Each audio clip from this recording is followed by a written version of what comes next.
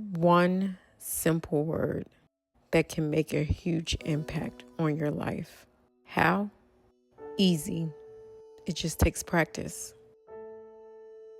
We live in a world where we overconsume on everything, and it's hard for some of us to just stop and be thankful for what we have, for the beauty that's already in our lives, our children, our partners, our family, being thankful that we have a roof over our head, that we have a job that we get to go to, that we have a car to drive, to find the real joys in life. And that joy doesn't lie in material things. Do things and buy things that add value to your life. But just practicing gratitude can shift your mind that we do have clothes in our closet. If the only prayer you ever say in your entire life is thank you, it will be enough. With the new season upon us, I've been thinking a lot about what that means. For me, I believe it's a season of thankfulness, a season of gratitude. A new season means change. So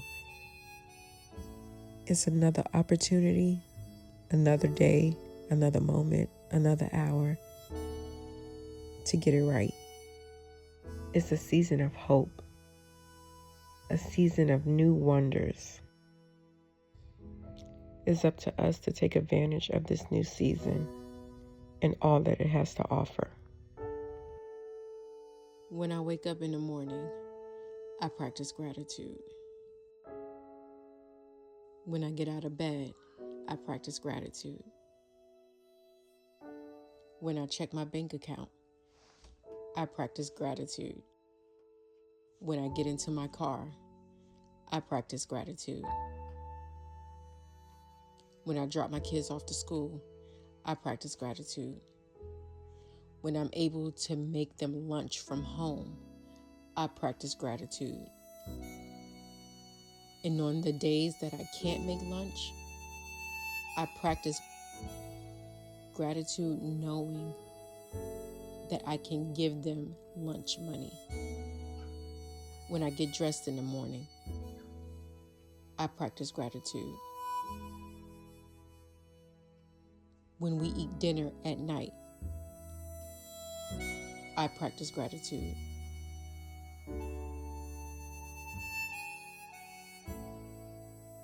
When my toddler throws the laundry on the floor that I just folded, I practice gratitude. When my 9-year-old comes home and complains that he doesn't want to do his homework, I practice gratitude. When my 14-year-old daughter fights with me about her hair, I practice gratitude.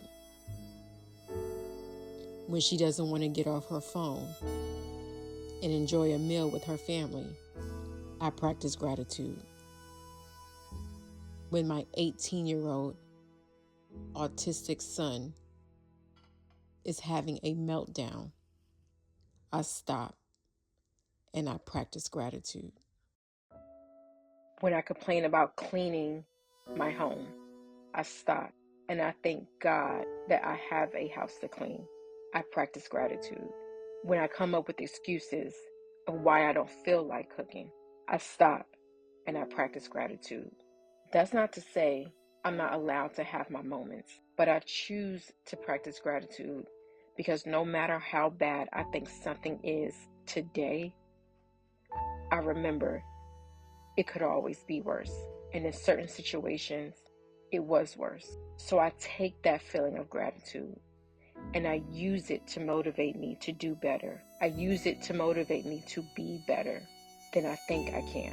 We all can be better at just appreciating the little things in our lives. When you wake up, practice gratitude.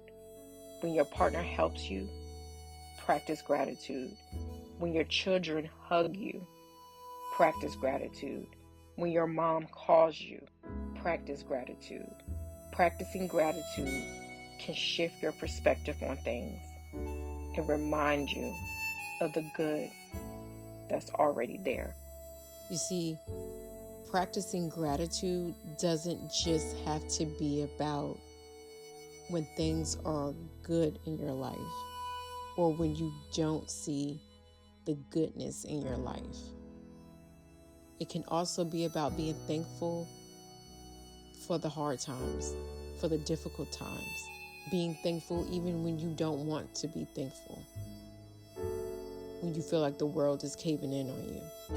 If you can just shift your mind and know that even in the difficult times, there is still a lot to be thankful for. You could find the goodness in any situation. It's all about how you frame it in your mind so that way you can feel it in your heart.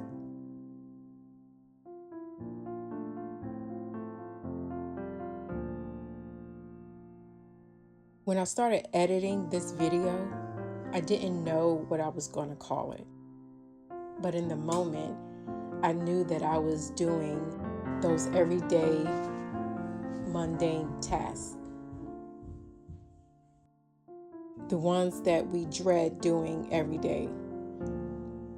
Cleaning the bathroom. Fixing the couch cushions 100 times a day. Picking up the throw blankets my 1-year-old throws on the floor. Seems like every 10 seconds. Doing dishes 100 times a day. All while trying to work. As I was watching the video back, the word gratitude just kept popping up. And I think it's because even in those everyday tasks that we may find annoying, they serve a purpose. And let's be honest, if we wasn't complaining about that, we would be complaining about something else. So the way I see it is, when you have to do something that you don't want to do,